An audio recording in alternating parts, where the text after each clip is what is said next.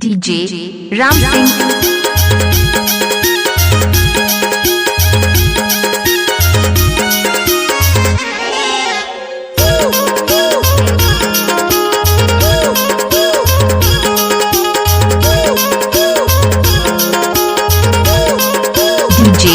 राम सिंह। खिला रे खिला बीरम जी के खिला, बीरम जी के खिला रे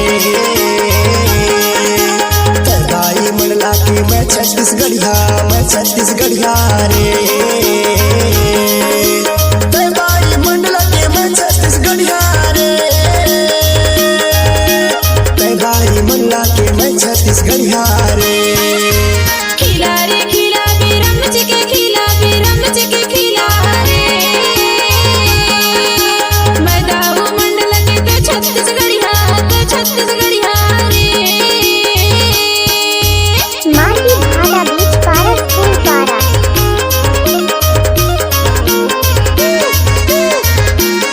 टाउन पटेल पारा। चार पल्ला के बाई एक दरवाजा खुला है दुआरी ते मुरसन बनवा ले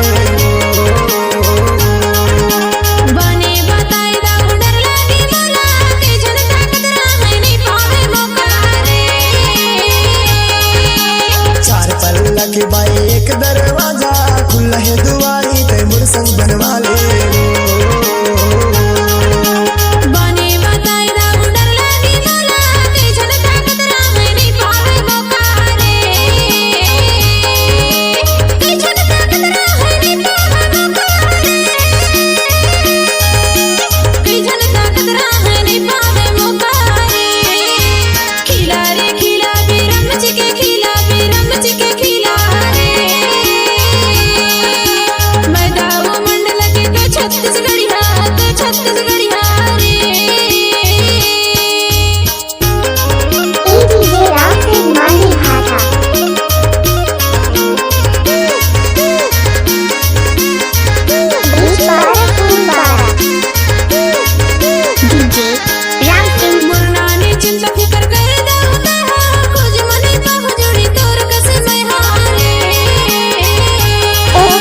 तोर माया भारी बाई निकला गे मोला मारी में छूटे बाई तोर मोर माया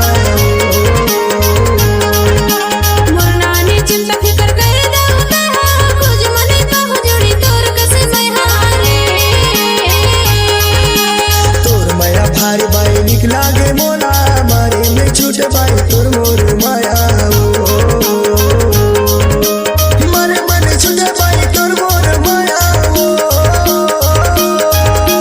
मारे मन छूटे बाई तोर मोर माया। खिला रे खिला बीरम जी के खिला, बीरम जी के खिला रे